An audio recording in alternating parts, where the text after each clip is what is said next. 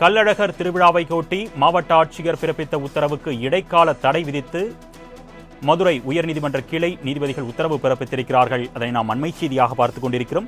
கூடுதல் விவரங்களை செய்தியாளர் பாலகிருஷ்ணன் வழங்க நாம் கேட்கலாம். வணக்கம் பாலகிருஷ்ணன், இந்த உத்தரவு ரத்து தொடர்பான கூடுதல் விவரங்கள் சொல்லுங்கள். வணக்கம் அரணேஷ். கள்ளழகர் திருவிழாவின் போது தண்ணீர் வீசுவதற்கு கட்டுப்பாடுகளை விதித்த மாவட்ட ஆட்சியரின் உத்தரவை ரத்து செய்து உயர்நீதிமன்ற கிளை அதிரடி உத்தரவு பிறப்பித்துள்ளது. மாவட்ட ஆட்சியர் கோவில் நிர்வாகத்திடமோ சட்ட வல்லுநரிடமோ கேட்காமல் எவ்வாறு இது போன்ற உத்தரவுகளை பிறப்பிக்கிறார் என நீதிபதிகள் கேள்வி எழுப்பி மதுரை மாவட்ட ஆட்சியர் சங்கீதா விளக்க கடிதம் அளிக்கவும் நீதிபதிகள் உத்தரவு பிறப்பித்துள்ளனர்.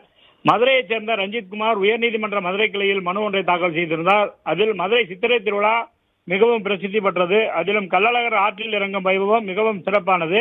அழகர் ஆற்றில் இறங்கும் போது அவர் மீது தண்ணீர் பீச்சுவதை நேர்த்திக்கடனாக வைத்து பக்தர்கள் வழக்கமாக இதை செய்து வருகின்றனர். இந்நிலையில் இந்த ஆண்டு கள்ளழகரின் மீது தண்ணீர் பீச்ச முறையாக பதிவு செய்து முன் அனுமதி பெற வேண்டும், பாரம்பரிய முறையில் மட்டுமே தண்ணீர் பீச்ச வேண்டும் என தனி நீதிபதி உத்தரவு பிறப்பித்துள்ளார்.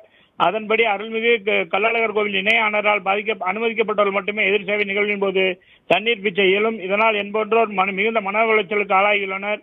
இது தனிநபரின் வழிபாடும் உரிமைக்கு எதிரானது. எனவே தனி நீதிபதியின் உத்தரவின் அடிப்படையில் மாவட்ட ஆட்சியர் பிறப்பித்த உத்தரவை ரத்து செய்ய வேண்டும் என கூறியிருந்தார். இந்த வழக்கை விசாரித்த நீதிபதிகள் சுரேஷ்குமார், அருள்முருகன் அமர்வு கள்ளழகரின் சிலை, ஆபரணங்கள், குருக்கள் மீது தண்ணீர் அதிக அளவில் அழுத்தத்தில் பாய்ச்சுவதை தடுக்க வேண்டும். ஆனால் பக்தர்கள் நேர்த்திக்கடன் செலுத்துவதை எவ்வாறு தடுப்பது என கேள்வி எழுப்பினர். அரசு தரப்பில் ஆஜரான கூடுதல் தலைமை வழக்கறிஞர் வீரா கதிரவன், தோல் பைகளில் தண்ணீர் நிரப்பி இடுப்பில் கட்டிக்கொண்டு அழுத்தம் கொடுத்து தண்ணீர் பீச்சுவர். கோடை காலத்தில் தண்ணீர் பீச்சுவது அனைவருக்கும் இதமாகவே அமையும். கள்ளழகரின் ஆட்சி பெறும் வகையில் தண்ணீர் அனைவரின் மீதும் பீச்சப்படுகிறது.